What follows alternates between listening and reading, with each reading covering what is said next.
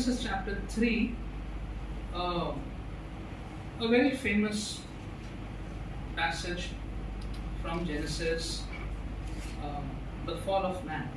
But before we delve into chapter 3, जिससे पहले कि हम तीसरे अध्याय में जाएं, तो we need to understand the moral environment that we are living in today. आज हम किस प्रकार के वातावरण में रहते हैं, नैतिक वातावरण में रहते हैं, उसको थोड़ा सा पहले समझना आवश्यक है. The environment that we live in today is very advanced technically and by all other means. आज हम जिस माहौल में रहते हैं वो साइंस की दृष्टि से, तकनीक की दृष्टि से बहुत ज़्यादा आगे बढ़ा हुआ है. And whether it's at a micro level or macro level, any level, everything influences what we think and what we do. चाहे किसी भी स्तर पे हो, छोटे स्तर पे हो, बड़े स्तर पे हो, जो भी हम सोचते, देखते हैं, करते हैं, हर चीज से हम पे, हमारे पर असर पड़ता है. On our thinking, on our actions, हमारी सोच में हम जो करते हैं, हर चीज का असर हमारे पर पड़ता है. Now we would love to believe that as Christians, no, we have a spiritual firewall all around us and we are immune to the immorality and corruption around us. हम ये विश्वास करना चाहेंगे क्योंकि हम मसीह हैं, इसलिए हमारे चारों तरफ एक सुरक्षा कवच है, एक ऐसा सुरक्षा कवच है जो हमें इस संसार की अनैतिकता से, भ्रष्टाचार से बचा के रखता है. We would love to believe that. Christians also live under this illusion that we have a higher moral standard life than others. मसीह लोग जो हैं वो इस भ्रम में भी रहते हैं कि जो हमारा नैतिक जीवन है वो और लोगों के मुकाबले में हमारा नैतिक जीवन थोड़ा ऊंचा है. इस भ्रम में भी हम लोग रहते हैं. Now the Bible is not a favorite book because it talks of sinfulness of man. जो हमारा बाइबल है वो कई लोगों की पसंदीदा किताब नहीं है क्योंकि वो बात करती है मनुष्य के पापी स्वभाव की. Sin is a long forgotten word. जो ये शब्द, छोटा सा शब्द है पाप, इसको लोग भूल चुके हैं. People have found out convenient ways to live with sin and pretend everything is well. लोगों ने ऐसे रास्ते खोज लिए हैं जिसमें हम अपने उस पाप के साथ जीवन व्यतीत कर सकते हैं और हमें कोई परेशानी नहीं होती है उस पाप के साथ जीवन व्यतीत करने में. And we pretend everything is fine, there is nothing wrong with me. No one will say I'm sinful, everyone says I'm fine, there's nothing wrong with me. हर व्यक्ति यही कहता है कि मैं बिल्कुल ठीक हूँ, मुझ में कोई गलती नहीं है, मुझ में कोई खराबी नहीं है. The Bible doesn't agree with that. वचन ऐसा नहीं कहता है. Romans 3:23, very familiar verse, but Paul says, पौलुस रोमियो 3:23 में कहता है, For all have sinned and fallen short of the glory of God. कि सबने पाप किया है और परमेश्वर की महिमा से वंचित हैं. We are fallen short from the glorious standard set by God. जो परमेश्वर का मानक है, उस मानक तक हम नहीं पहुंच पाए हैं. And this is set for everyone. हर एक व्यक्ति के लिए ये कहा गया है. So as you look at chapter 3, traditionally and conveniently we hold the devil responsible for the fall of man. देखा गया है कि अधिकतर लोग जो हैं, ज़्यादा लोग जो हैं, वो शैतान को जिम्मेदार ठहराते हैं मनुष्य के गिरने के लिए. They hold the devil responsible for the fall of man. And so we look at Genesis chapter 3 verse 1, and which says that now the serpent was more crafty than any of the wild animals the Lord God had made. And he said to the woman, Did God really say, You must not eat from any tree in the garden? And so we see that the devil takes the form of a snake. And he is successful in tempting Adam and Eve into leaving the side of God and wanting a life of total freedom without God. हम देखते हैं कि यहाँ पे जो शैतान है वो एक सांप के रूप में आता है. Now the snake is not the devil. You know, लेकिन उसने शैतान ने सांप का रूप में आया, he disguised himself as the snake, and वो सफल हो गया इस बात में कि आदम और हवा को उसने जो परीक्षा ली, उस परीक्षा में वो सफल हुआ कि परमेश्वर की ओर से हट के वो लोग ऐसी जगह पे जाने को तैयार हो गए जहाँ पे उन्हें बहुत आज़ादी थी परमेश्वर के बगैर। Now at this point, many people ask the question, why did God allow the devil to tempt Adam and Eve and open the gateway to sin into this world? बहुत से लोग, जवान लोग, बड़े लोग ये सवाल करते हैं कि क्यों परमेश्वर ने ये आज्ञा दी, ये अनुमति दी कि शैतान इस प्रकार से आदम और हवा को परीक्षा ले और एक पाप का जो पूरा द्वार है वो इस पृथ्वी पर खुल गया। ऐसा परमेश्वर ने क्यों होने दिया? Why did God plant the tree of knowledge of good and evil in Eden? क्यों परमेश्वर ने उस बुद्धि का पेड़ को वहां लगाया जिसमें भले और बुरे का ज्ञान? But the truth is that God's design for human beings is based on the freedom of choice. परमेश्वर ने जो रचना हमारी करी है वो इस आधार पे करी है कि हमें चुनाव करने का मौका मिले। God could have made us as a machine. परमेश्वर हमको एक मशीन की तरह बना सकता था। अगर एक मशीन है, वो मशीन वही करेगी जो आप चाहते हैं। You can program it through a computer and the machine will do exactly what you want it to do. Do not do anything else. लेकिन परमेश्वर ने हमें उस मशीन की तरह नहीं बनाया। We are not pre-wired, we are not pre-programmed. हमें इस तरह से प्रभु ने नहीं बनाया है कि हम बस वही करें हमेशा जो प्रभु चाहता है। और He could have made us as amoral beings. परमेश्वर हमें नीतिहीन मनुष्य भी बना सकता था। People who would have no right or wrong. ऐसे भी हम लोग हो सकते थे कि हमारे लिए ना कुछ सही होता ना गलत होता। People who would do whatever please them with no laws to bind. ऐसा भी बना सकता था। और God could have made us into moral beings.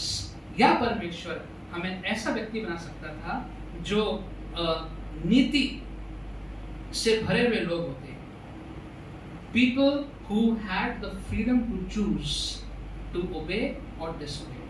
ऐसे लोग जिनके पास ये चुनाव होता कि हम आज्ञा का पालन करेंगे कि आज्ञा का पालन नहीं करेंगे। To love back or not. कि हम वापस प्रेम करेंगे कि प्रेम नहीं करेंगे। And so the way we have been created, where there is freedom, only in this form love is possible. Love is not possible in any other form. जिस प्रकार से प्रभु ने हमें बनाया, हमारी रचना करी है, जहाँ पे अच्छा भी है, बुरा भी है, और जहाँ पे हम चुनाव कर सकते हैं, केवल इसी रूप में प्रेम संभव है। किसी भी और रूप में प्रेम संभव नहीं है। So we have the choice, will we love or not? So just like, when my twins wake up in the morning, I wait, and they take time to come to me. Sometimes they don't come to me. Sometimes they go to Akansha. कभी-कभी वो आकांक्षा के पास चले जाते हैं। They can choose. कभी-कभी मेरे पास आते हैं। But it's not that every time they wake up they have to come to me. ऐसा नहीं है कि जब भी वो जगते हैं तो उनको मेरे पास आना ही आना है। That won't be natural. So they choose when they want to come to me. Or sometimes they get angry. I've seen twins getting angry also with me. गुस्सा भी हो जाते हैं मुझसे, नहीं आते, बात नहीं करते। That choice is only possible in the form that we have. God has made us. जिस प्रकार से प्रभु ने हमें बनाया है, उसी में ये चुनाव करना संभव है। And so since God is love, He made us as men and women in His image, who were created pure, without sin, yet having the freedom to love God and obey him or disobey him. तो इस प्रकार से हमको बनाया गया, जिसमें हम जब मूल रूप से बनाया गया था तो हम शुद्ध थे, पाप रहित थे, लेकिन स्वतंत्रता भी दी गई थी कि हम स्वतंत्र थे कि हम परमेश्वर को प्रेम वापस करेंगे कि नहीं करेंगे, उसके आज्ञा का पालन करेंगे कि नहीं करेंगे. But unfortunately, we gave in to the deception of the evil one and chose to disobey. लेकिन दुर्भाग्य की बात है कि हमने शैतान की जो युक्ति थी हम उसमें पड़ गए और हमने ये निर्णय किया कि हम परमेश्वर का आज्ञा का पालन नहीं करेंगे. So another question is, could Adam and Eve have made a different choice than what they made? क्या आदम और हवा कोई दूसरा निर्णय कर सकते थे? Yes, they could have. They could have. आदम और हवा दूसरा निर्णय भी कर सकते थे. Romans 2:20, रोमियो 2:22 में पौलुस कहता है, For since the creation of the world, God's invisible qualities, His eternal power and divine nature have been clearly seen, being understood from what has been made, so that people are without excuse. Hindi में कोई इसको पढ़ सकता है क्या? हिंदी किसी के पास? Romeo 2:20. और बुद्धिहीनों का सिखाने वाला और बालकों का उपदेशक. नहीं, रोमियो 2:20.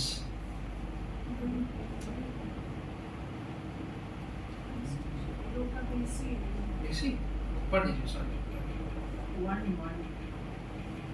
और बुद्धिहीनों का सिखाने वाला और बालकों का उपदेशक और ज्ञान और सत्य का नमूना. रोमन्स 1. क्षमा कीजिएगा, रोमियो 1:20.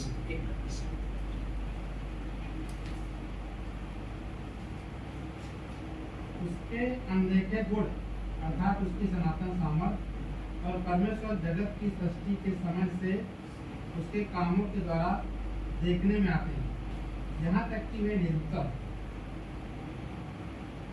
परमेश्वर के गुण, परमेश्वर के कार्य, परमेश्वर का स्वभाव, ये सब कुछ आरंभ से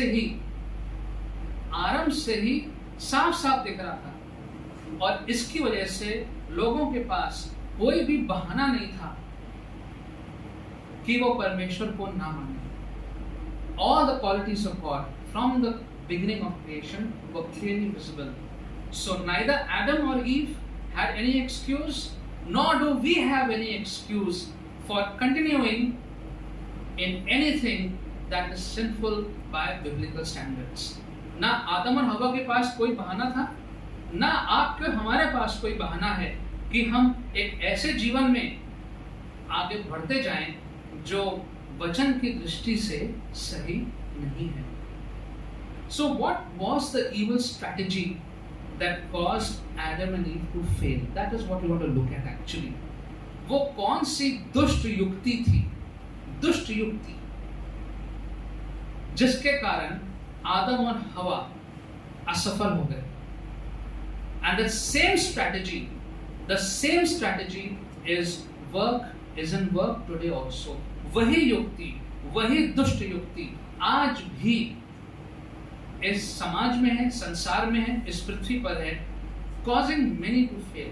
और बहुत लोग आज भी इस युक्ति का, इस दुष्ट युक्ति का, योजना का शिकार होते हैं. And so as we look at chapter 3, the first thing that we see under the evil strategy is the fact that devil came as in a disguise. पहली चीज जो हम देखते हैं वो पहले पद में हम देख लेते हैं. The serpent was more crafty than any other wild animal and he came in disguise. Of course, I'm paraphrasing.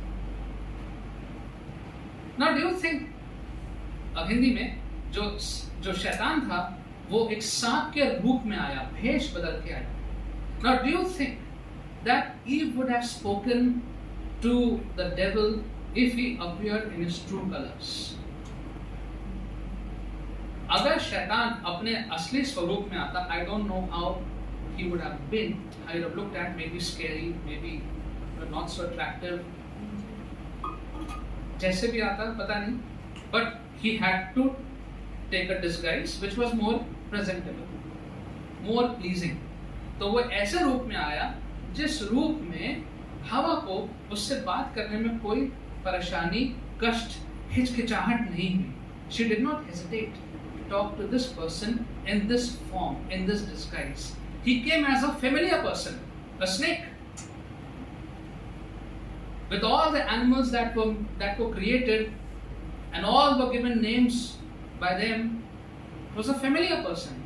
ये जो पशु था, जो जीव था, ये एक जाना पहचाना जीव था, a familiar face,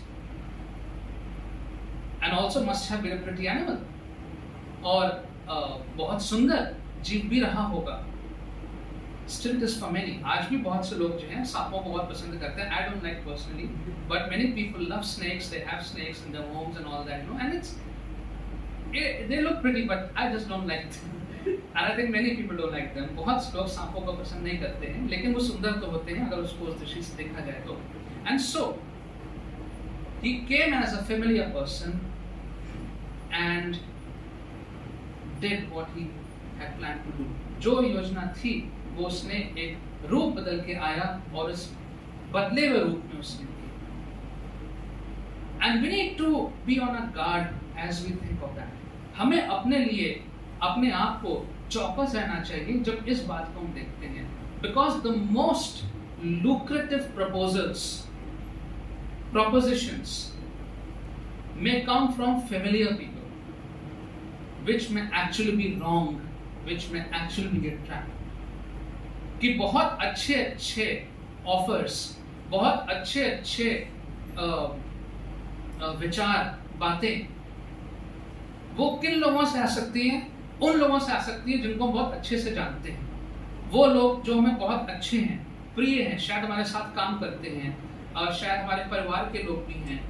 बहुत अच्छे जाने पहचाने लोगों के द्वारा हो सकता है कोई ऐसी बात आए जो हमारे लिए सही ना हो. Because that happened with Adam and Eve. आदम हवा के साथ यही हुआ था. And so we need to be careful of people who might be in disguise, who might be a source of pulling us into evil. Friends. Now these days with youngsters especially, friends are very important. In fact, for all youngsters, for all time's sake, friends are very important. सारे जवानों के लिए उनके दोस्त बहुत जरूरी होते हैं. And we all know, whether we are young, whether we are old, we all know all the different kinds of friends that can be there. कितने प्रकार के दोस्त हो सकते हैं, good friends and bad friends. And friends, you know, who are bad, but we don't think they are bad. वो बुरे हैं, लेकिन हमें नहीं लगता कि वो बुरे हैं. They take us into wrong things, but we don't see anything wrong in that. Friends have that, you know, influence to take you into wrong. मित्र, दोस्त में कुछ ऐसा होता है कि वो गलत रास्ते पे अक्सर ले जाते हैं. So friends is one thing. To be a colleague, it could be your life partner also possible. हो सकता है आपके वैवाहिक जीवन में जो आपका दंपति है वो भी हो सकता है दूसरे को गलत रास्ते पे लेके जा सकते हैं. So the first thing is need to be careful from whom a wrong proposal may come. Secondly, what did the devil do? What was the strategy? He planted doubts and confusion regarding God's word. शैतान ने क्या किया कि उसने संदेह उत्पन्न कर दिया परमेश्वर के वचन को ही लेकर के. पहले पद में, now the serpent was more crafty. He said to the woman, did God really say you must not eat from any tree in the garden? Hindi में क्या लिखा है यहाँ पे? क्या सच है कि परमेश्वर ने कहा तू इस वाटिका के किसी वृक्ष का फल न खाना? Did God really say? Did God really say not to eat from any tree of the garden? God never said that. क्या परमेश्वर ने ऐसा कहा कि किसी भी पेड़ से मत खाओ? So here's a second lesson. दूसरी बात हम यहाँ पे सीखते हैं. There are so many times when we may settle for diluted word of God. कई बार ऐसा होता है कि हो सकता है जाने अनजाने में परमेश्वर का वचन जिसमें मिलावट कर दी गई है, उस मिलावट करे हुए वचन को हम ग्रहण कर लेते हैं. Especially anything that will make us feel less guilty, anything that will make us look acceptable without the need for repentance, we'll be so happy to embrace that teaching. कोई भी ऐसी शिक्षा जिसमें हमें बहुत ज्यादा अपना गिल्टी की हिंदी क्या होगी, ग्लानि, बहुत ज्यादा हम अपराधी अपने आप को ना माने, कोई भी ऐसी शिक्षा जिसमें हमें सब लोग ग्रहण कर लें, जिसमें हमें पश्चाताप ना करना पड़े, any such teaching people, Christians are happy to embrace. Happy. ऐसे सारी शिक्षाओं को बहुत जल्दी ग्रहण कर लेते हैं. Christians love those preachers who speak of healing and wealth and miracles and prosperity. मसीह लोग ऐसे प्रचारकों को बहुत प्रेम करते हैं, खूब उनको दिल खोल के डोनेशंस देते हैं, पैसा भेजते हैं ऑनलाइन, जो की बात करते हैं आपकी चंगाई की, और आपके पास धन दौलत आ जाएगी, और आश्चर्यक्रम आपके जीवन में बहुत सारे हो जाएंगे, खुशहाली आ जाएगी. Without repentance, without talking of sin, बिना पश्चाताप के, बगैर पाप की बात किए हुए. And then there's such a small audience for the pure unadulterated word of God. और इसीलिए जहां पर भी वचन का शुद्ध प्रचार होता है बगैर किसी मिलावट के, वहां पे लोग बहुत कम बैठे रहते हैं, जैसे आप लोग बैठे हैं. But those audiences will be full where I talk about healing, prosperity, जहां पर लोग प्रचार कर रहे हैं खुशहाली की, चंगाई की, वहां पे आपको फुल 2, 3, 5 हजार लोग बैठे मिलेंगे. So watch out for the friends and colleagues, for those books and videos that will infuse doubt and confusion for the word of God. ऐसे मित्र, ऐसे वीडियो, ऐसे गाने, ऐसी किताबें का ध्यान रखिए जो कि परमेश्वर के वचन को मिलावट करके आपको प्रस्तुत करेंगी, and they will cause doubt in your mind. The truth is, God's word does not change. When in doubt, when any book, any video, any friend has put before you something which is putting a doubt in your mind regarding the word of God, कोई भी मित्र, कोई भी किताब, कोई भी video से मन में संदेह आ रहा है वचन को लेकर के, परमेश्वर की बातों को लेकर के, तो याद रखिए परमेश्वर का वचन नहीं बदलता. Psalm 119 verse 89, Your word is eternal, it stands firm. परमेश्वर आपका जो वचन है वो अनंत काल का है, वो मजबूती से खड़ा रहता है. Isaiah 40 verse 8, The grass withers and flowers fall, but the word of God endures forever. घास सूख जाएगी, फूल गिर जाएगा, लेकिन परमेश्वर का वचन जो है वो सदैव खड़ा रहेगा. Malachi 3:6, I the Lord do not change. Malachi 3:6, मैं प्रभु कभी बदलता नहीं हूँ. What the Lord has said, it's in black and white, it will not change. But in today's time you see that the philosophies, the new age gurus, the preachers, they are diluting the word of God. We have to be careful. They are taking us towards this sin.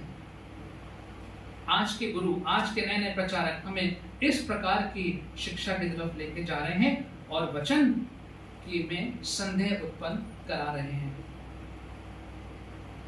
Then we see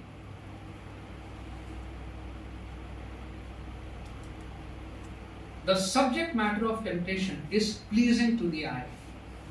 जो भी परीक्षा की बात हम करते हैं, हमारे परिस्थितियों में जो भी परीक्षा है वो आंखों को बहुत अच्छी लगती है, मन को बहुत लुभाती है. That is verse 6.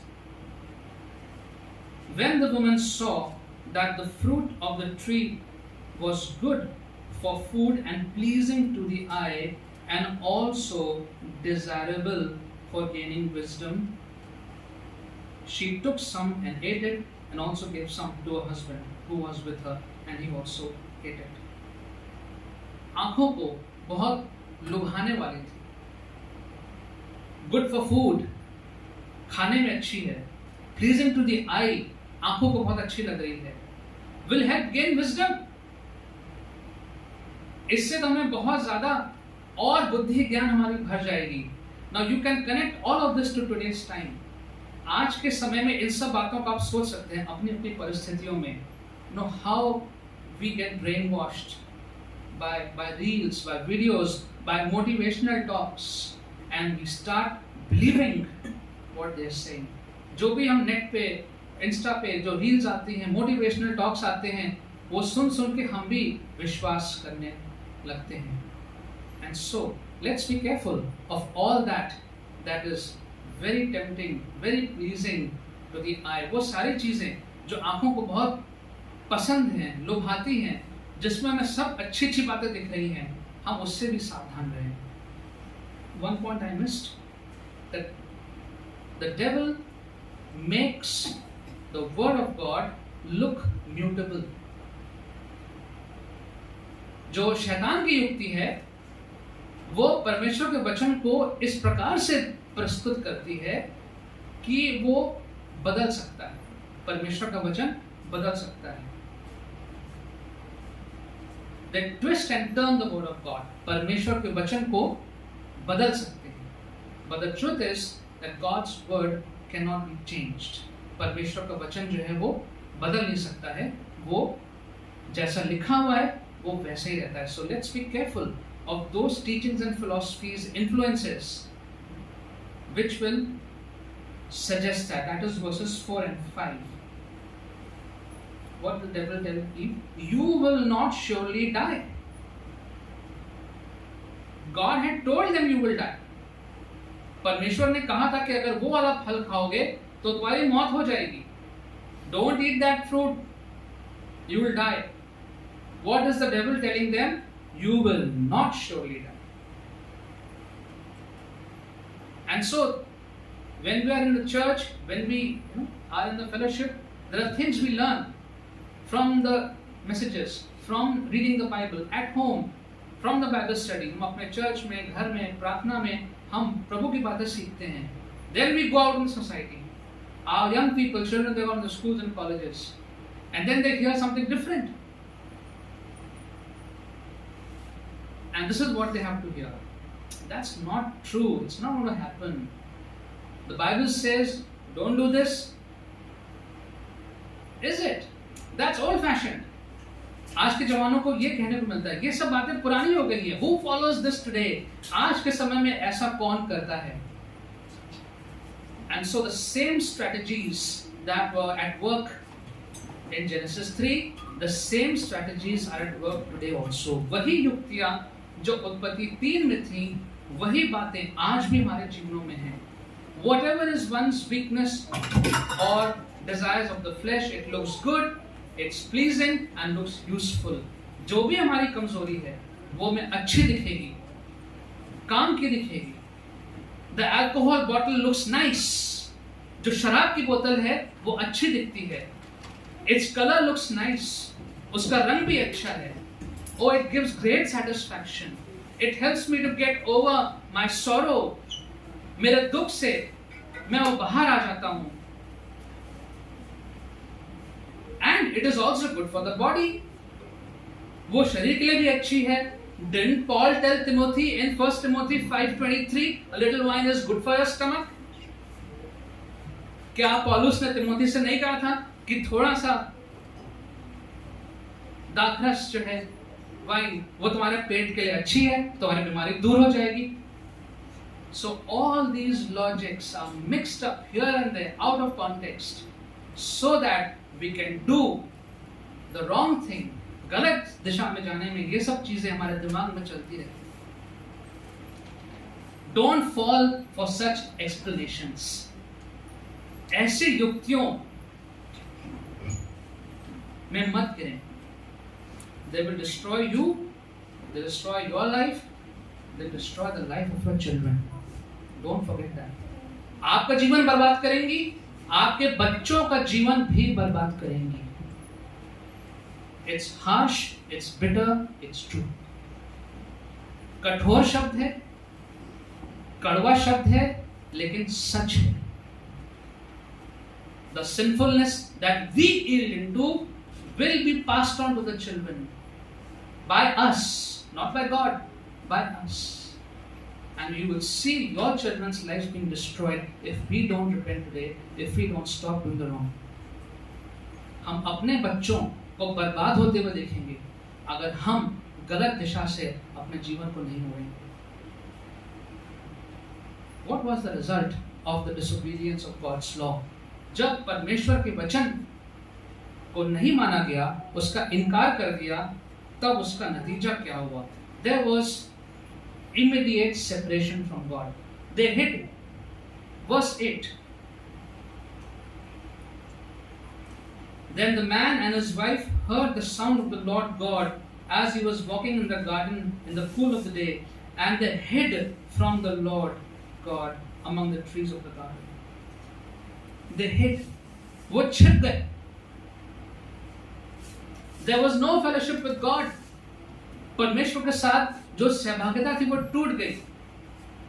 And so many people hesitate to come to the church and other Christian gatherings because they are leading a sinful life, not seeking God's forgiveness, staying aloof from God, hiding from God. बहुत से लोग church क्यों नहीं आते हैं, मसीह सहभागिता में क्यों नहीं आते हैं?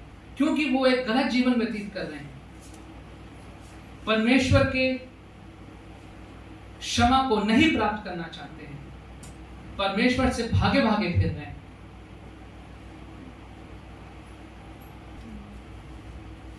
And lastly, we always try to escape from the truth. That's a human nature. सच्चाई से हमेशा हम लोग भागते हैं. And you try to put the blame on others.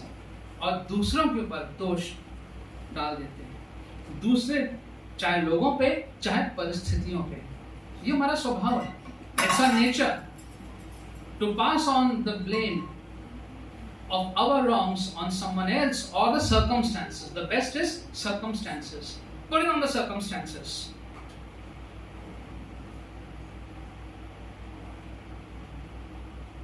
So don't blame the circumstances. Don't blame the people. What were Adam and Eve doing? When God asked them, who told you? किसने कहा? Who told you that you're naked? किसने तुमसे ये कहा? And what did Adam say? The woman you gave me. You gave me that woman. Who made me to eat? Whom is Adam blaming? God. परमेश्वर पे दोष लगा दिया. जो स्त्री तूने दी थी उसने मुझे खिला दिया. Ask Eve what happened. The serpent gave it to me. वो जो शैतान था उसने मुझे दे दिया. Don't blame God. Don't blame the circumstances. Don't blame the people. Don't even blame the devil for our wrongs. अपनी गलतियों के लिए ना परिस्थितियों को दोष दीजिए, ना लोगों को दोष दीजिए, ना परमेश्वर को दोष दीजिए, ना शैतान को दोष दीजिए. James 1:13 and 14. Yakub 1:13-14. When tempted, no one should say, God is tempting me. For God cannot be tempted by evil, nor does he tempt anyone. But each person is tempted when they are dragged away by their own evil desires and enticed. प्रत्येक व्यक्ति अपनी ही अभिलाषा, इच्छा में फंसकर गिरता है. God never tempts anyone. God tests us to build us up. Satan tempts us to put us down. Let's remember that. परमेश्वर हमारी परीक्षा ले सकते हैं कि हमें वो उठाए, लेकिन शैतान हमें आजमाइश में डाल सकता है कि वो हमें गिराए. That's the difference. But God can never tempt us into doing anything wrong. God can never tempt. परमेश्वर कभी भी हमें परीक्षा इसलिए नहीं लेता कि हम गिरें. And Paul warns us in Romans 8:5-8. Those who live according to the flesh have their minds set on what the flesh desires, but those who live in accordance with the Spirit have their minds set on what the Spirit desires. The mind governed by the flesh is death, but the mind governed by the Spirit is life and peace. The mind governed by the flesh is hostile to God.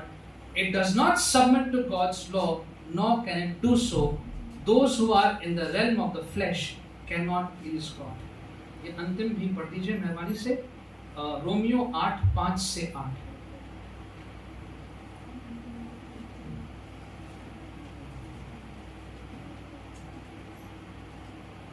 क्योंकि शारीरिक व्यक्ति शरीर की बातों पर मन लगाते हैं, पर आध्यात्मिक आत्मा की बातों पर मन लगाते हैं.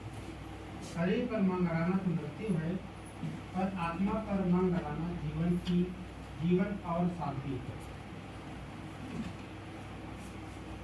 और क्योंकि शरीर पर मन लगाना तो परमेश्वर से बैर रखना, क्योंकि ना तो परमेश्वर की व्यवस्था के अधीन है और ना हो सकता है, और जो शारीरिक दशा में है वे परमेश्वर को प्रसन्न नहीं कर सकते.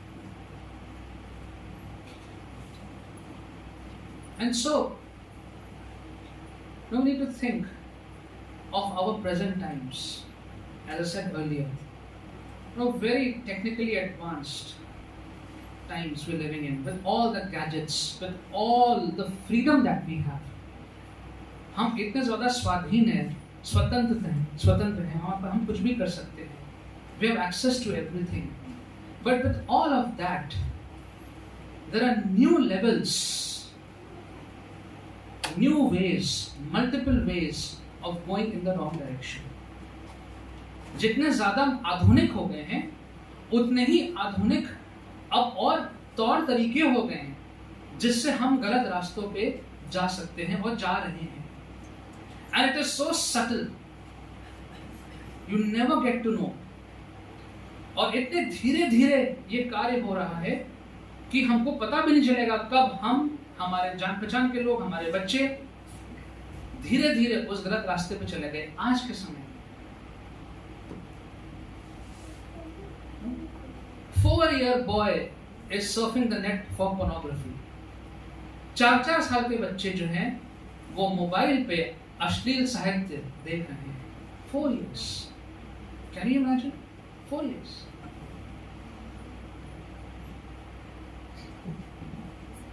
And so, as we cannot avoid the advancement.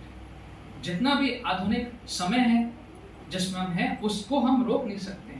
But we have to keep reminding ourselves and keep going back to the basics of what God says about these matters. कि मूल रूप से वचन में क्या लिखा है, परमेश्वर इन सब बातों के बारे में क्या कहते हैं, हमें ये बार बार वचन में जाके समझना चाहिए.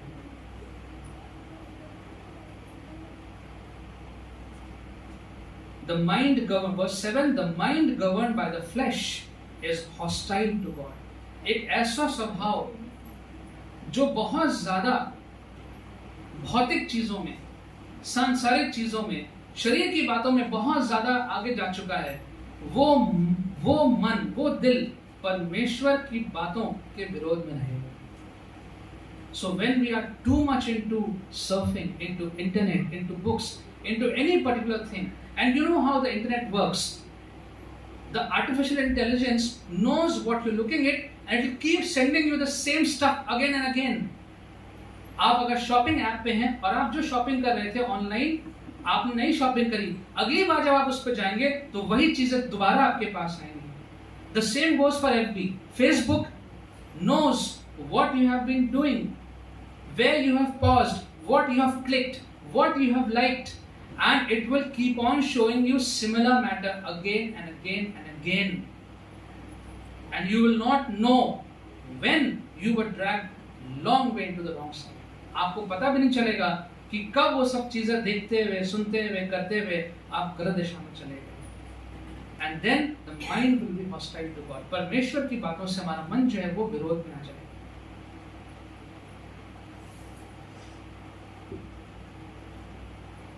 Well, God does not leave us in our sinful state. परमेश्वर हमें अपने इस ऐसे परिस्थितियों में छोड़ता नहीं है।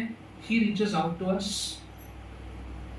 No matter in which circumstances you are stuck, no matter what is blocking your relationship with the Lord, He is there to renew the heart and mind.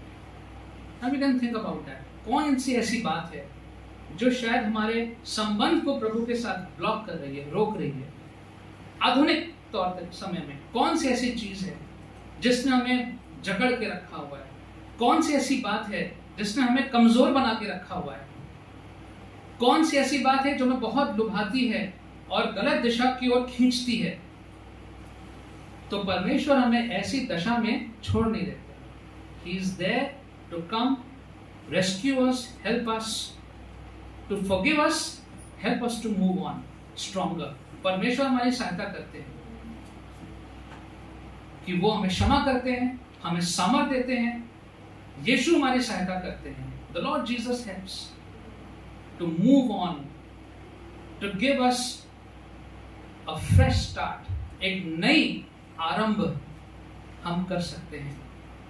But it's a choice that we have to make. We're back to choices. लेकिन इस बात का चुनाव हमें फिर करना पड़ेगा। A choice that we have to make every day. और यह चुनाव हमें रोज करना पड़ेगा। Obey और disobey. क्या हम परमेश्वर की आज्ञा का पालन करेंगे कि नहीं करेंगे? Will it be with Jesus or without Jesus? क्या यीशु के साथ चलेंगे या यीशु के बगैर चलेंगे? May the Lord help us as we reflect on these matters, and may the Lord help us to introspect our lives and not be under any illusion that there's a firewall around us and we are untouchable. We know we cannot be affected, and that we have a higher moral standard than others. Let us not be under any illusion. हम ऐसे किसी भी भ्रम में ना रहें कि हमारे चारों तरफ एक सुरक्षा कवच है जिसकी वजह से हमारे साथ कुछ गलत नहीं होगा, हम गलत दिशा में नहीं जाएंगे, और हमारा जो नैतिक स्तर है वो औरों से ऊपर है। Let us not be under an illusion. Let us humble ourselves. Let us, in our personal prayers, acknowledge our shortcomings to the Lord, especially as we have communion in a while. Let's introspect ourselves and submit ourselves to the Lord. Let's pray. Father, we thank you that your word is very clear, and especially your word is very clear where you talk of the sinful nature that each one of us has. प्रभु जी, आपका शब्द, आपका वचन बहुत स्पष्ट है, विशेष रीति से इस बात पे कि हमारा जो पापमय स्वभाव है इसके बारे में। And Lord, we know from your word that you always give us a choice. आपके वचन से प्रभु हम ये जानते हैं कि आप हमेशा हमें एक चुनाव करने का मौका देते हैं। प्रभु जी, आपने अपनी सारे गुण हमें इस प्रकार से बताए हैं कि हमारे पास कोई भी बहाना नहीं है। Lord, all your invisible qualities are so clear in our hands in your word that we have no excuse. Lord, this morning it's a prayer that wherever we are stuck in our lives, in whichever circumstances we are weak, we are vulnerable, Lord, you help us out. प्रभु जी, किसी भी जीवन की परिस्थिति में जहाँ पे हम फंस से गए हैं, हम कमजोर हैं, where we feel the strain, the push and pull between right and wrong, सही गलत में हम तनाव महसूस कर रहे हैं, Lord, help us to make the right choices. प्रभु जी, सहायता करिए कि हम सही निर्णय लेने पाए। Strengthen us, Lord. We are weak and we are prone to sin. We have this bent towards sin. प्रभु जी, गलत और पाप की ओर हमारा झुकाव है स्वभाव से. Lord, take away that bent for sin. वो झुकाव को प्रभु जी आप हमारे जीवनों से दूर करिए. Help us, Lord, to dwell on you, your holiness, your word, and all those things that you desire for our well-being. प्रभु जी, हम उन बातों की ओर अपना ध्यान लगा लें जो आपने हमारे लिए रखी हैं, जिससे हमारा जीवन आपकी योजना के अनुसार आगे बढ़ने पाए. In Jesus' name we pray.